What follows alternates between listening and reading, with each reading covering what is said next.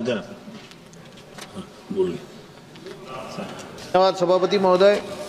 आज मी आपत्ती व्यवस्थापन सुधारणा बिल 2024 वरती चर्चा करण्यासाठी उभा आहे। मी आज सभागृहाचे लक्ष महाराष्ट्रातील शेतकऱ्यावर ओढवलेल्या गंभीर परिस्थितीकडे वेधू इच्छितो। जुलै ते ऑगस्ट कालावधीत राज्यातील तब्बल 25 जिल्ह्यांना अतिवृष्टीचा फटका बसला। या नैसर्गिक आपत्तीमुळे 1,70,000 हेक्टरवरील पिकांचे नुकसान झाले, ज्यामध्ये प्रामुख्याने सोयाबीन आणि कापूस याचा समावेश आहे। विदर्भ आणि मराठवाडा या भागातील परिस्थिती विशेष चिंताजनक आहे।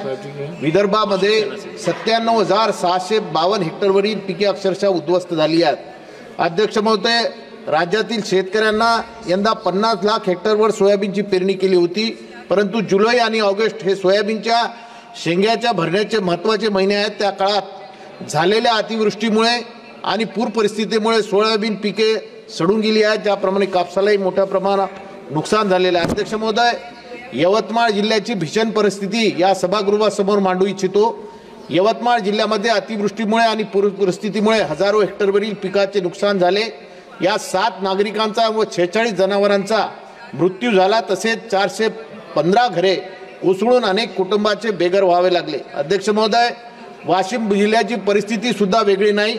वाशिम जिल्ह्यामध्ये फेब्रुवारी ते सप्टेंबर कालावधीत हजारो हेक्टरवरील शेती पिकाचे नुकसान झाले असून 78,457 शेतकरी बाधित झाले आहेत। या पुरामुळे 7 नागरिकांचे आणि 50 जनावरांचे प्राण गेलेले आहेत। अध्यक्ष महोदय, संपूर्ण संकटानंतरही शेतकऱ्यांना अद्याप कोणतीही ठोस मदत मिळालेली नाही। अनेकांची घराची पडझड झाली असून घरकुलांसाठी अद्याप संरक्षण झाले नाही। या शेतकऱ्याचे घरे आणि संसार वाहून गेली, त्यांना उरलेले आयुष्य कशावर आधारून जगायचे, हा परिस्थिती या ठिकाणी उद्भवलेली आहे। या आपत्तीमुळे पिकांचे नुकसान झाल्याने शेतकरी दुहेरी संकटात सापडला आहे। त्याच्या कष्टाला न्याय मिळत नाही आणि ते आर्थिक अडचणीत सापडलेले आहेत। यवतमाळ जिल्ह्यामध्ये पुसद तालुक्यात सांडवा, मांडवा, घनसळ, कारला, पुसद, दिग्रस शहराच्या परिसरातील नागरिकांचे मोठ्या प्रमाणावर नुकसान झाले।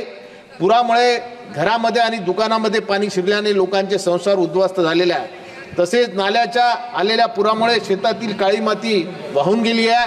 ही माती म्हणजे शेतकऱ्यासाठी सोने आहे, त्यामुळे फक्त जमीनच नाही तर शेतकऱ्याचे स्वप्नही वाहून गेलेली आहेत। विधेयक आपत्ती व्यवस्थापन सुधारणा महत्त्वाचे आहे, पण काही गोष्टीवर पुनर्विचार होणे गरजेचं आहे। योजना तयार करताना स्थानिक पातळीवरील सहभाग महत्त्वाचा आहे, कारण स्थानिक गरजा ओळखूनच प्रभावी काम करता येते। तसेच आपत्ती व्यवस्थापन संस्थांकडे पुरेशी साधने आणि मनुष्यबळ असणे आवश्यक आहे, जेणेकरून आपत्ती काळामध्ये या ठिकाणी त्यांना मदत होऊ शकते।